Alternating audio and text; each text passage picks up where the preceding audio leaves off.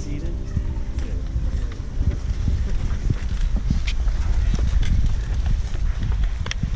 Ian, Allie, we're here. So everyone else, they're here. So we made it. And so welcome and thank you for joining us in this celebration and sacred occasion. I'm so proud of you. I've seen you journey through a lot of different seasons. I've seen your resiliency, your strength, your beauty, your wisdom, and most importantly, your faith. Strive and struggle and triumph every single time. I love you, and I'm very proud of you. Ian, well done, man.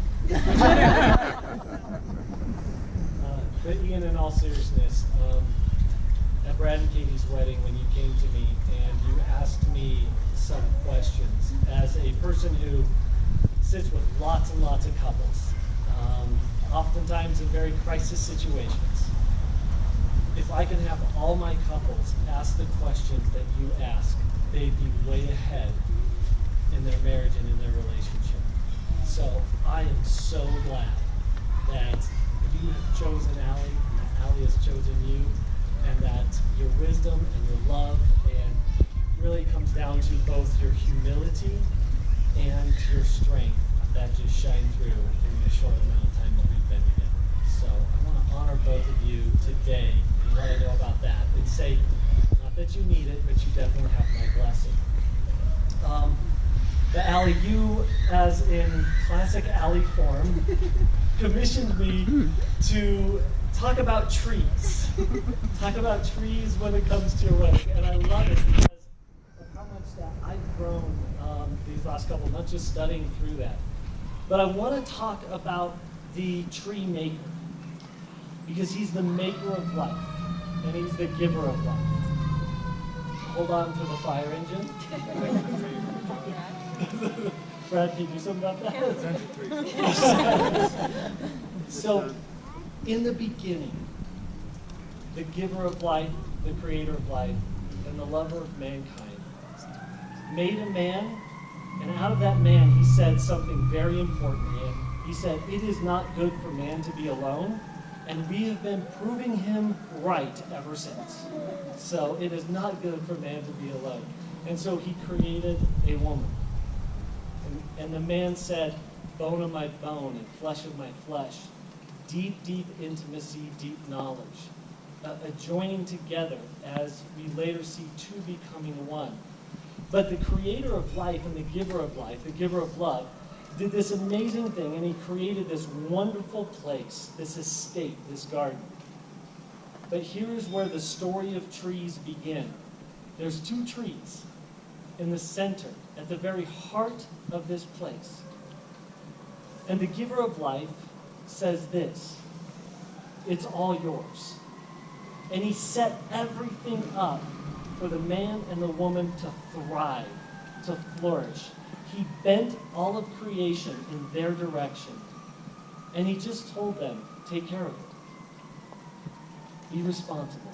Own it. Tend to it. Pay attention to it. Pay attention to each other. But there's a critical decision that must be made. There is one tree called the tree of life. And that is a tree of deep connection, a tree of deep intimacy, where we are nourished, where we are protected, where we experience joy and celebration and strength. And then there's this other tree, and it's the tree of knowledge of good and evil. And this tree promises to be God-like. It promises that you cannot need anybody. It promises you that you don't have to be vulnerable, that you don't have to need anything. And it ends up playing a dirty trick. So the father of all lies comes along and tricks the woman. And of course, the man's right along with him, like, oh, what's going on? I want to partake in this, you know, as we tend to do. But the thing is if we sever our need for each other, if we sever our need for God and the giver of life, he says, surely he will die. And father of lies says, will you? Surely you won't die. You'll be like God. You will be able to determine your own way. You'll be self-sufficient. You'll be self-determined. And you get to call the shots and no one else does. You guys know the tragedy that happened once they ate of the tree of the knowledge of good and evil. It turned into the tree of death. They were created in deep vulnerability and also deep connection. And they severed themselves. And the results were catastrophic. And so we try to learn a lesson from that today. That our need for each other and our need for the giver of life remains absolutely essential. But after they after they ate of the tree of the knowledge of good and evil, what happened is they were kicked out. They were banished. Left to struggle, left to fight, left to suffer. But eventually the giver of life and the lover of mankind made a solution. And there was a third tree that came along. And this tree was a little bit different. This tree was actually crafted by man. And was a cross. And this tree was a tree of deep sacrifice, deep love, and ultimately it is the tree of redemption and the tree of salvation. And the Son of the Giver of life, known as Jesus, says, come back and eat of me. Drink of me. I have fruit that will return you back to flourishing and thriving and deep connection and deep intimacy. Now, our job in that is just like Adam and Eve's, the original man and woman, is to cultivate. So when it comes to trees, I'm going to transition here, and I've learned a little bit about trees, but I've learned it from a client of mine who was a farmer. And so he was also a meth addict. And so the most unlikely, no, really, it's like we were talking about meth addiction, at a wedding. But no, it's it's part of the story, you know? So he's in his upper 50s, and he plays the part really well, but doesn't look anything like a person who would struggle with that type of addiction. He comes into my office, and I ask him what he does, and he says, I farm. And I said, what do you grow? And he says, I don't grow anything. And I'm really confused. I'm it says on the intake, he's a farmer. And I'm well, what do you grow? He says, I don't grow anything. And then I'm thinking, I just wish meth addicts would give me a straight answer. They never do. So I actually asked him one more time, I'm I'm confused. Do you ranch? Do you do something? He's no. And of course, in a very condescending way, but a very profound way. He says this, son, farmers don't farm anything. They don't make anything grow. God makes things grow. Farmers only create the conditions in which something can grow. And it was so profound for me that day that gentleman gave me an unbelievable gift. And by the way, he's doing awesome today. So he's well recovered, well on his way. So I don't want to leave that part hanging. But it's so profoundly true. God makes things grow. He's in charge of the outcome. He's in charge of what actually happens. But we have a profound job, just like Adam and Eve, and that is to cultivate the conditions in which something can grow. Today, you are taking soil and pouring it into the tree that you have chosen as a symbol of your marriage.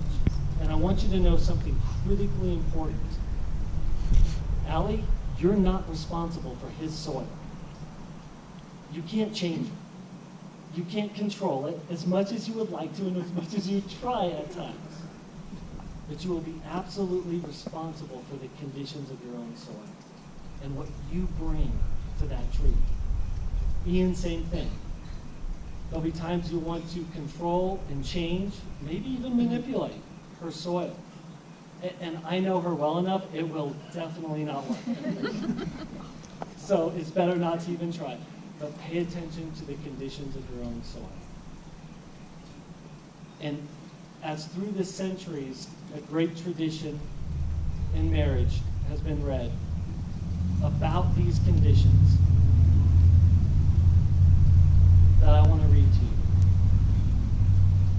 conditions for a great marriage, but also a great life and a great person. You see, sometimes we seek fame, fortune, sometimes we seek knowledge or special gifts.